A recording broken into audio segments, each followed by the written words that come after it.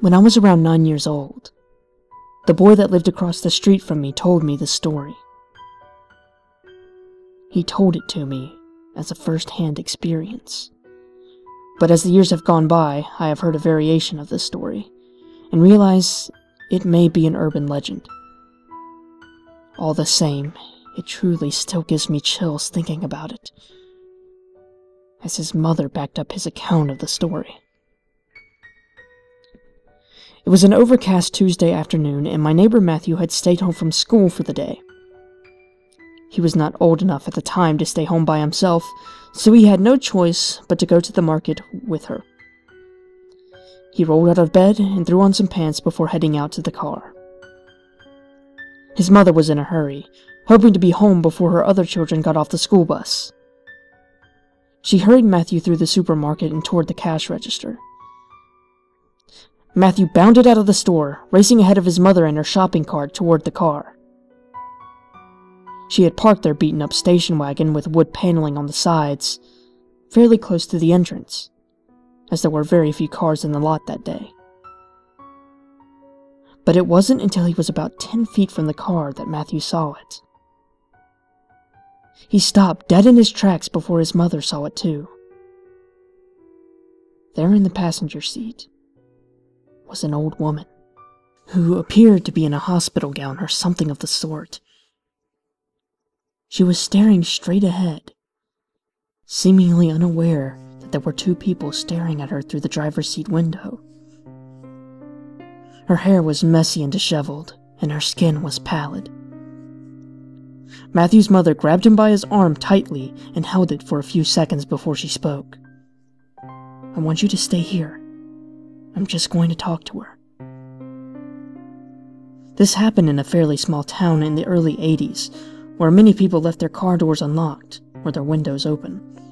So the details of how the woman got into the car seem pretty simple. His mom approached the driver's side door, stopping about a foot from the car. She called in through the open window to the woman. "Can I help you, ma'am?" The woman's head swung around towards his mother quickly, and she smiled eerily at both of them. She did not respond. She just smiled, with an almost blank look in her eyes. Matthew caught himself take a step back as his mom repeated, "Excuse me, ma'am. Can I help you?"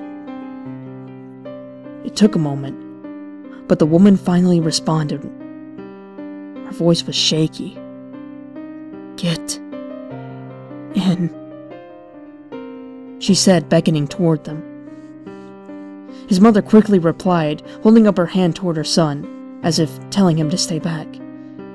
"Ma'am, I'm very sorry, but is there someone we can call to come get you?" There was a pause. Before the woman replied, "I live very close, and I just need a lift home. Please, get in."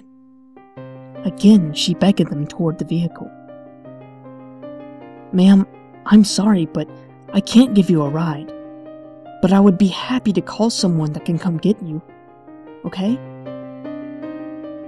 The woman now seemed mildly agitated, and her retort was extremely forceful and sharp. "Get in!" Nothing about this felt right to Matthew, and apparently his mother felt the same way. She turned to her son and told him to run back inside and tell the manager to call the police. He ran.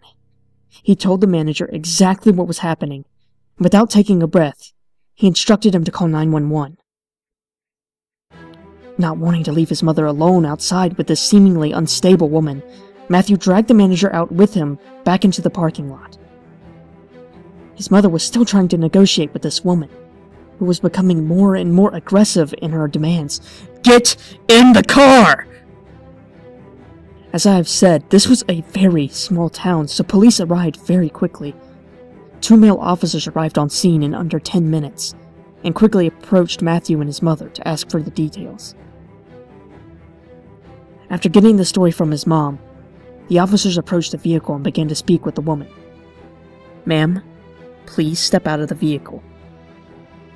The woman did not respond. "Ma'am, Step out of the vehicle. We need to speak to you. Nothing from the old woman.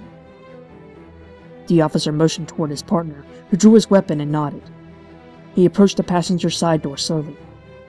Ma'am? He put his hand on the handle.